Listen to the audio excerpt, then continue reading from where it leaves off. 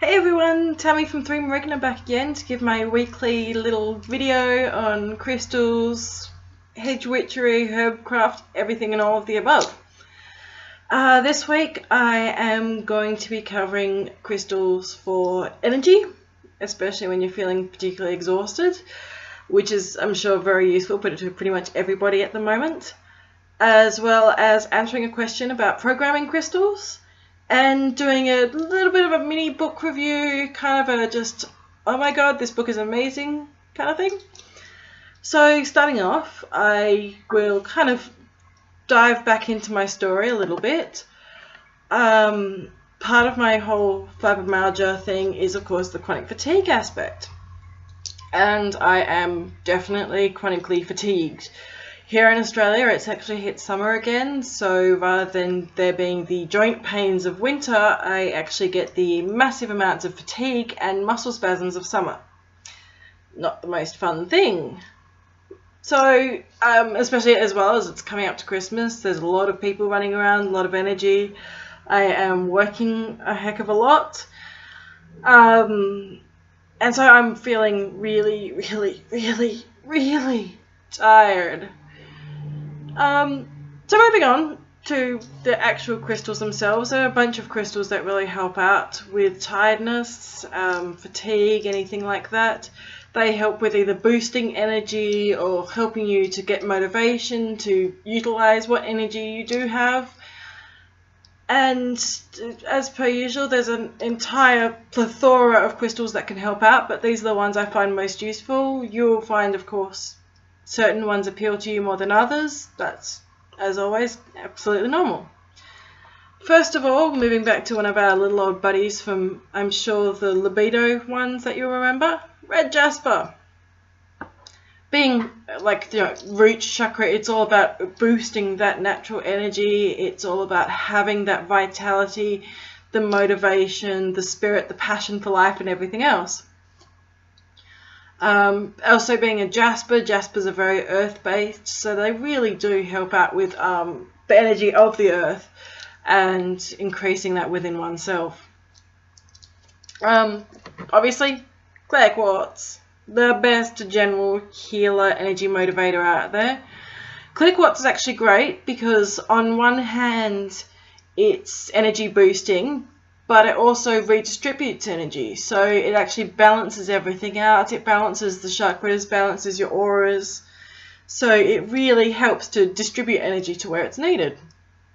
As well as it's very much a crystal for clarity, so it really helps you make the best of your decisions with the energy you've got. Brilliant plan, not something you'd normally think of, but something that certainly helps out if you are not spending time trying to make decisions or thinking things through excessively. Clear quartz grants you a little bit of clarity, you shoot right through it. Next, of course, is hematite. Can't go wrong with awesome shiny hematite. For one, yes, hematite is root chakra, so it has that really good basic energy. It's got that really great sort of earthy feel to it. But secondly, hematite's also iron-based. A lot of people's problems with energy is, of course, things such as anemia, blood circulation, everything like that. Hematite helps to boost your blood circulation as well as like the iron distribution in the body, and hematite and everything such as that. Hematite. Blood. Heme. So yeah, boosting the iron within the body. It's said to help with iron absorption as well. Not quite so much as vitamin C when you're intaking iron, but yeah. Next will be, of course, my old buddy, Garnet. Hello, my little saviour. So Garnet, once again, root chakra, really energy boosting, as well as the fact that Garnet being lifeblood, it actually helps you with your motivation, with your will to live as well. Like, it's actually all about vitality and your will to live. So Garnet's one of the ones that really helps you to get up, get out of bed, get motivated, and then activate the energy that you do have to help you keep going. So those are the ones that kind of deal with the flagging energy side of things. Next up, there's ones like Smokey quartz. This is actually Smokey with a bit of citrine running through it. which will really help from both aspects there. Smoky Quartz helps you not only defeat negative energy and take that away, so often when there's a lot of negative energy around, we start feeling low on our good positive energy, but also Smoky Quartz is known to actually boost your energy as well, which actually kind of connects us onto Citrine itself. Obviously this is a heat treated version. I do have some real Citrine around here, but the time it would take me to actually go find it right now, I might as well show you the heat treated version. Anyway, any which way, Citrine's obviously, it's radiant, it's sun, it's everything like that, so it is very boosting. It really boosts your energy, boosts your power, boosts your joy, which once again, once you've not got a negative feeling weighing you down, it really helps you to sort of move on from there. Lastly, I have Sunstone. Gorgeous, gorgeous Sunstone. Now, I can't really get its like real iridescence going in this kind of light, but normally it's got the most amazing sheen to it. Sunstone, of course, once again, is everything connected to the sun. So it's the energizing, it's the joy, it's the enthusiasm. Something that really flags first thing is that you lose a lot of your enthusiasm for pretty much everything in your life. Sunstone will help to sort of bring that back up again. Okay, so that concludes my crystal part. Now, all of these are actually available through 3 Marigna Facebook or Gypsy Mischief, or you can contact me right here or email me. Hey, most of them are going to be $3 each. Actually, $3 Australian. Hey. After that not too subtle plug, I am going to go into one of the questions that was asked actually about programming crystals. It's one of the sort of areas that isn't covered quite as much. Like a lot of the good crystal books will have that starting out and things like that. But yeah, I was asked. Therefore, I shall provide.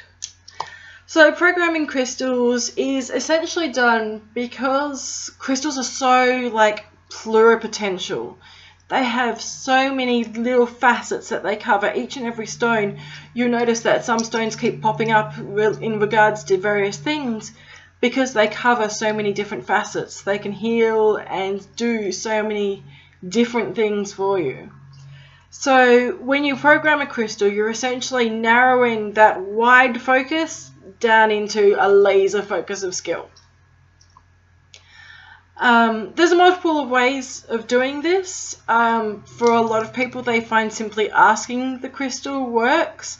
Sort of, taking it aside and whispering to it, please be, please Sunstone, I really need you for energy right now. Can you give me what I need? Can you please fulfill that function for me? And a lot of people will find that suffices, whether it's focusing their own energies into it and focusing the crystal itself. A lot of people find that works. However, there is obviously more in-depth ways of doing it.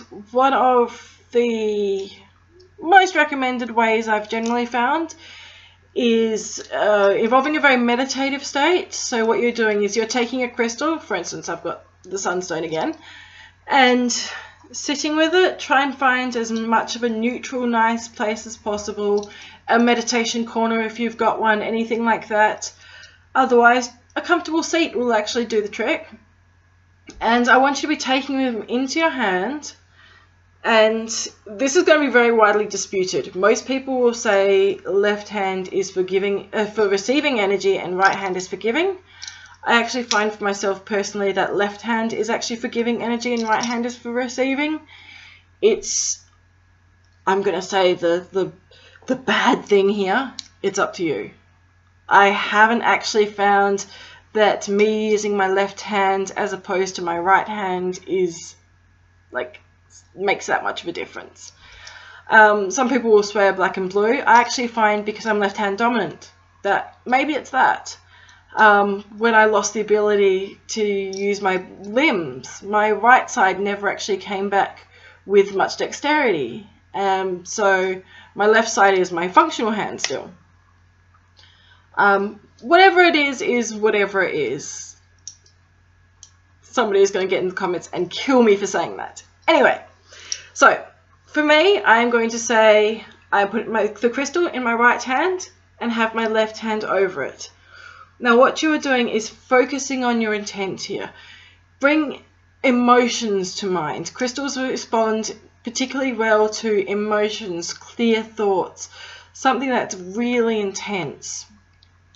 So what I want you to be doing is envisioning that as much as possible. Bring up pictures if need be within your mind, and then focusing on drawing that down your left arm and out your hand.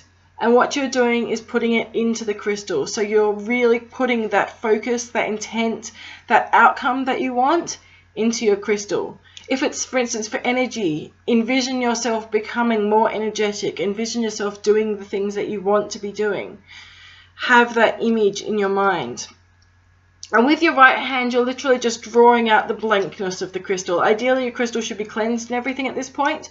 So you're drawing out the nothingness that's in there, or even the blank energy that's in there, and continuing on within yourself to have a cycle going.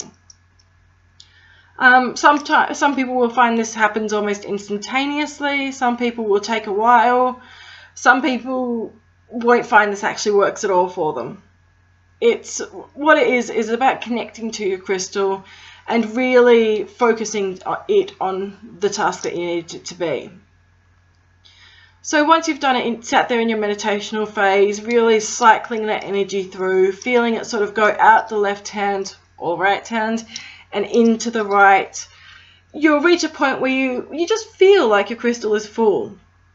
Then you're done and dusted, essentially. Slowly come out of your meditational phase. Thank the crystal, I find, is always a helpful thing. And just say to it, now I need you for this task. I am going to keep you on me. I am going to put you by my bedside. Whatever it is that you're going to do with it. This, as much as any relationship with any other being, communication is key. It really does help to kind of communicate with your crystal and just let it know what's going on.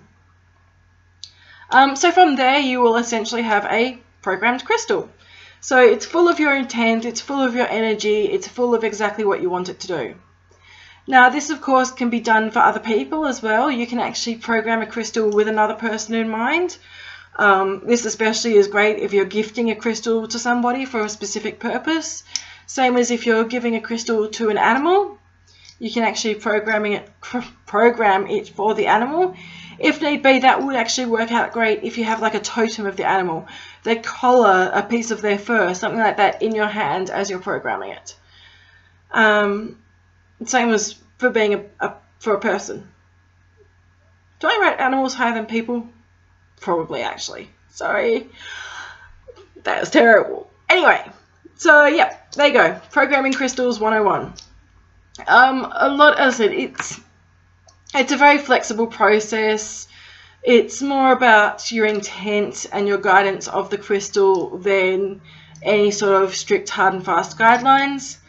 If you find that you're not actually able to do it, once again, as I said, like just asking the crystal for its purpose, it can also work as well. Okay, so moving on, I mentioned a wee bit of a mini book review because I got my gorgeous gratitude diary. This book is freaking amazing. I've cracked it open already because I just got way too excited about it. These are by far one of the most popular things I've got in store at the moment, and you can actually buy them off of me. I'll have all the details in the comments along with the crystal buying details. But yeah, so this is the 2017 Gratitude Diary. It's an absolutely beautiful publication by a wonderful woman who is from Sydney, which is super useful because everything is actually so I've just had a moment where I'm like, I'm not sure if she's from Sydney. I'm sorry, Melanie. If you're from Sydney, that's great. If you're not, I'm really freaking sorry. Anyway, I was going to do the Moon Diary, and I had all my memory of the Moon Diary out, and now I've just suddenly gone, I did the Gratitude Diary because I felt like it. Anyway, sorry. That was very unprofessional. You guys love me, right? Anyway, sorry. So the gratitude diary is something that's really cool, and it's really coming to the fore now. There's a couple of different ones around. I particularly like this one. Because of various things, like it's got, obviously at the top, it's got all the today I'm grateful for. It's day to a page as well, so it's great for your bookings and mundane stuff. But it's got, yeah, the little reminders of what you're grateful for. Stuff, nifty, really nifty stuff. Like all your sort of moons and bits and pieces. It's got a bit of a breakdown of the moons that's going to be on. So, you know, this is dealing with the 28th of January. Saturday, the 28th of January. It's got an actual full page. It's got your 28th of January part there, and then the full page of the new moon in Aquarius and what that means for you. One of my other favourite things is that it also has intention pages. So my intention for this the new moon that's coming in, this is my intention. And so it really helps you to create affirmations and reaffirm things in your mind as far as your intentions for that time of year and things like that. So I find it's like not just a diary, but it's really great for journaling as well. One of the other things I really love, this actually got me really excited, was the big rocks and little rocks thing. Big rocks are like really big important goals for your month ahead. So this is like big rocks for February. And I really found that really cool because it's about, once again, goal setting, but it also has little rocks, which is your tasks that you need to do to fulfill your goals. So it really helps you kind of bring the month into being and not only be grateful, but also to set your goals. Now, of course, it's got all like things like the little quotes and bits and pieces at the bottoms of the pages and things like that. But those are the kind of most important, really cool things I found about it. So that's largely the bits and pieces of this kind of thing. Oh, and okay, the reason why I brought up that she's in Sydney is not obviously the location, is the fact that it's Southern Hemisphere. This diary has the moons and bits and pieces for the Southern Hemisphere. And obviously that's a really exciting thing. We are on completely different seasonal cycles and everything, being Southern Hemisphere. So I find it actually really important that we have it, that we have all those kind of bits and pieces. Yeah, so gratitude diaries, really, really awesome thing. I promise next time I'll actually speak about the Moontime Diary, which is, of course, the one from the lady in Sydney. I'm sorry, guys. Okay, so that kind of covers what I was going to talk about for this week. I'm terribly sorry. My voice is actually going right now. So I'll include all the details in the comments. People have actually requested they include the names of the stones I cover in the comments and everything else like that, so I shall do that. If there's anything else that you guys want to get in touch about or anything like that, please feel free to contact me here on YouTube or Facebook, 3Morigna, Morrigna. People have a lot of trouble with that. I get confused with the moringa plant a lot, but no, the Morrigna, which was the 3 ravens of the Morrigan. We'll go into that later. Yeah, so contact me there on Facebook in Gypsy Mischief, which is my group on Facebook. You can find it really easy, Gypsy Mischief with a full stop. Yeah, and that, I'll include my email for all the usuals. Catch you later, guys. Thank you for listening.